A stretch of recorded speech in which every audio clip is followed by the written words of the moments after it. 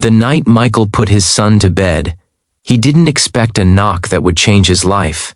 He thought it was the wind, or maybe a neighbor needing help. But when he opened the door, he found the last person he ever imagined standing there. His boss, the powerful CEO who ran the company that barely kept his lights on. Her eyes were red, her hands were shaking, and before he could say a word, she whispered through tears, "I canceled my wedding. I couldn't fake loving someone, when kindness already showed me what real love looks like." Before we begin this emotional story, take a moment to support the channel. If stories like this move you, inspire you, or remind you of the good still left in the world, please subscribe, like this video, and leave a comment below. Your support helps your channel name keep sharing stories that matter. Now let me take you back to where this story truly began. Michael Harris was a single dad living in a small rented house on the edge of town. Nothing fancy. The paint was peeling, the heater worked only when it felt like it, and the roof leaked during heavy rain. But to Michael and his 7-year-old son, Noah, it was home. Michael worked long hours as a maintenance supervisor at a large tech manufacturing company. His boss, Clare was known across the industry as brilliant, strict, and untouchable.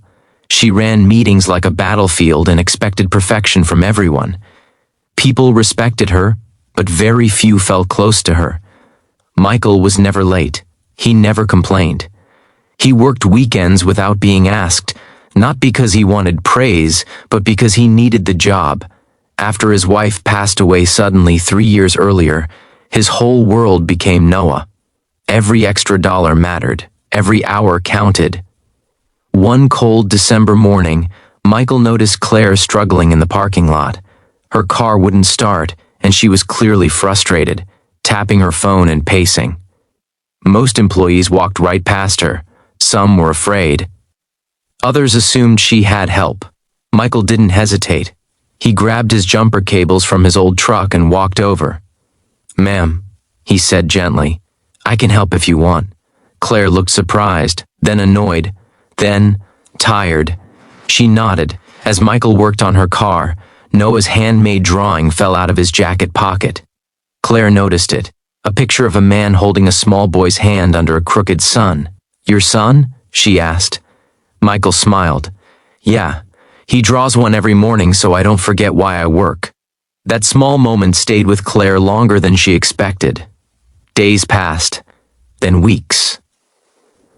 Michael continued doing small things, fixing broken doors without being asked, helping coworkers, staying late to clean up spills. He never once mentioned his struggles. One evening, Claire overheard Michael on the phone in the break room. He was speaking softly. "No, buddy, it's okay," he said. "We don't need a big Christmas. Just being together is enough." "Yeah, Santa understands." Claire stood frozen outside the door. That night, she went home to her luxury apartment overlooking the city. Her fiancé, Daniel, was waiting with wedding catalogs spread across the table. Everything was perfect on paper. The venue, the guest list, the future. But it felt empty. Claire had spent her whole life chasing success. She believed love was something you scheduled between meetings. Kindness was optional. Weakness was dangerous. Yet here was Michael, exhausted, underpaid, carrying grief, and still choosing kindness every day. A week before Christmas, a major pipe burst at the office late at night. Michael rushed in, even though it was his only night off. Noah sat in the truck wrapped in a blanket, coloring quietly while his dad worked. Claire showed up unexpectedly. She saw Noah sleeping in the passenger seat. She saw Michael's cracked hands, his tired eyes. "Why didn't you call someone else?" she asked. Michael shrugged. "He needed me, and the building needed me too." Something broke open inside her. The next morning, Claire called Michael into her office. He expected trouble. Maybe he'd crossed a line. Instead, she handed him an envelope. Inside was a bonus, enough to cover rent, utilities, and Christmas. Michael's hands trembled. "I can't." "You can," she said firmly, "and you should." Tears filled his eyes. "Thank you," he whispered. You don't know what this means. Claire did know. For the first time, she truly did. But kindness has a way of asking more of us. On Christmas Eve, a snowstorm hit the city hard. Power lines went down across neighborhoods.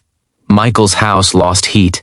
Claire, sitting alone in her penthouse, thought of Noah in the cold.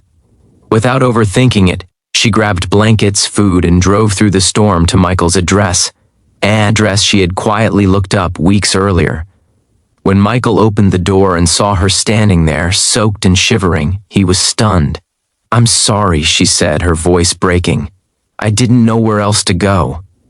They sat in the living room, sharing soup by candlelight while Noah slept on the couch. For the first time in years, Claire talked. She talked about her childhood, about parents who valued achievement over affection, about a life filled with applause but no warmth. Michael listened. He didn't judge, he didn't interrupt, he just listened. That night changed everything. In the weeks that followed, Claire felt a growing truth she could no longer ignore. She didn't love Daniel. She loved the idea of stability, control, image. But real love, real kindness, looked like Michael tucking his son in, like soup in a storm, like listening without fixing. 3 days before the wedding, Claire canceled everything. The calls were brutal, the headlines unforgiving. Then she drove to Michael's house, which brings us back to that knock on the door. Standing there, shaking, she said, "I couldn't fake loving someone when kindness already showed me what real love feels like." Michael didn't rush her. He didn't promise anything. He simply opened the door wider. Months later, Claire stepped down as CEO, not to disappear, but to rebuild the company culture from the ground up. Michael was promoted, not just for his skills, but for his heart. They didn't rush into a fairy tale. They built something real, together. And Noah? He drew a new picture, 3 hands, 1 son, and a house that finally looked warm. Kindness doesn't always shout. Sometimes it whispers through small choices.